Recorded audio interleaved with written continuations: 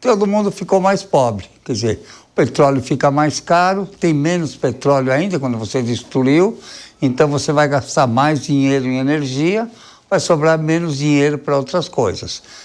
Você está tendo um choque de preço, que é diferente de uma dinâmica inflacionária. Então, os preços vão subir, não necessariamente as taxas de juros têm que subir, quer dizer, se você consegue absorver isso. Então, basicamente, no mundo inteiro é isso, né? Quer dizer, o Fed, né, na reunião na quarta-feira, decidiu não baixar mais as taxas, né? Estava mais ou menos previsto que ia acontecer. Aqui na reunião de quarta-feira, a mesma coisa, você ia baixar 0,50, baixou 0,25 e atribuiu ao petróleo.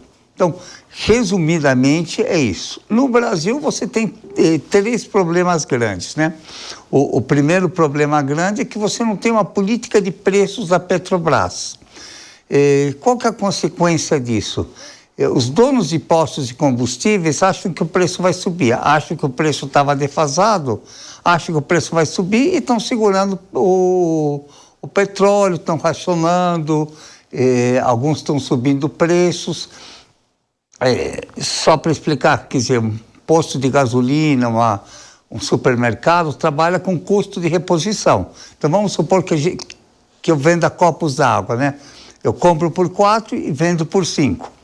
Aí se eu sei que para repor o copo eu vou pagar 6 pelo copo ou 7, eu não vou vender mais por 5, porque eu vou vender uma coisa por 5 e ter que comprar por 6. Você já repassa imediatamente, né? Já repassa imediatamente. Então aí está esse jogo, o governo usando subsídio, posto segurando, quando o correto seria que a Petrobras não sabe, minha política de preços é isso, é tanto preço internacional, vezes tanto, raiz quadrada de 8, que fosse, e aí todo mundo pudesse olhar mais para frente. Esse professor Troster já tocou em alguns temas, é uma boa introdução, alguns desses temas nós vamos nos aprofundar ao longo do programa, mas quero passar a palavra para o Manfred Bach, professor de economia, certamente muitos chamam de Beck, né?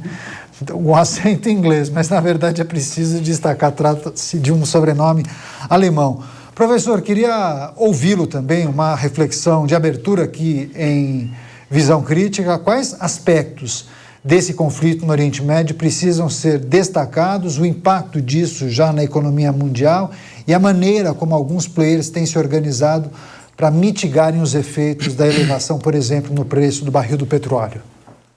Boa noite, obrigado de novo pelo convite de estar aqui, com o Troster, com o Pé. A primeira consequência, na minha opinião, foi o aumento da taxa de juros americana, não da reunião do Fed, dos títulos de 10 anos. E a segunda, diferente do Brasil, que tem a Petrobras, que tem um controle de preço, vamos dizer, entre aspas, eu tenho um ex-aluno que é um CEO de uma empresa petrolífera no Canadá. Ontem ele me mandou um WhatsApp, aumentou 40% a gasolina no Canadá, porque lá, igual nos Estados Unidos, o galão vai no dia seguinte. E tem um problema grave, antes de a gente entrar no Brasil, que as pessoas não estão notando muito, que é a questão da economia americana. Por quê? O diesel nos Estados Unidos já aumentou quase 30%. O custo de vida nos Estados Unidos já tinha aumentado na questão da comida. E agora, lá também é livre de preços, né, Troço? Então aumenta direto no dia seguinte, também se cair. Aí qual que é a preocupação? Quanto tempo o barril vai ficar na faixa de $100, o Brent, né? Eu não vou usar o Texas, vou usar o Brent, que é a referência internacional. Porque assim, é uma questão de tempo. Isso não dá para prever, né? Depende muito lá do que vai acontecer no Estreito de Hormuz. A outra questão, por exemplo, o Banco Central Europeu manteve a taxa. O Banco Central Inglês manteve a taxa. O do Canadá manteve a taxa. E o Fed, o Fed manteve a taxa, mas fez um comunicado mais duro, né? Os Estados Unidos está fora da meta desde o ano passado. Então lá, o ajuste, você tem o problema lá dos bens intermediários desde o começo da tarifa, que pouca gente fala no Brasil, né? Que os empresários americanos têm absorvido por enquanto. Não vou entrar na celeuma da justiça, vai ter reembolso das tarifas ou não. Ok? E agora tem um choque de preço de petróleo dentro dos Estados Unidos, apesar que o Texas é produtor de petróleo. Sim. No nosso caso, uma parte concordo com o Troster, a questão de não tem política de preço, porque quando sobe não tem política de preço da Petrobras, mas quando o petróleo despencou ano passado, chegou a quase $60, o pessoal também reclamou que a Petrobras demorou para cortar o preço do combustível. Né? O gozado é que a Petrobras foi começar a cortar, o barril já estava 80, né? Então, e quando ficou... Porque, para as pessoas não sabem, antes desse problema da guerra do Irã, estava sobrando petróleo no mundo. Você tinha excesso de oferta, excesso de produção. Né? Apesar que tem alguns incêndios, alguns problemas lá, eu acredito que a produção de petróleo continua excedente. A questão é que o Troço falou, aumenta o preço, eu vou vender mais caro. Isso é óbvio. Então, assim, não tem um problema de oferta de petróleo. Né? Você tem uma questão que o Troço lembrou bem, que a gente chama a economia de choque de oferta. Quanto esse choque de oferta vai rebater, por exemplo, no Brasil, depende da questão de tempo. Agora, precisa lembrar, e aí não é uma questão política, que a gente hoje não tem déficit na conta petróleo, né?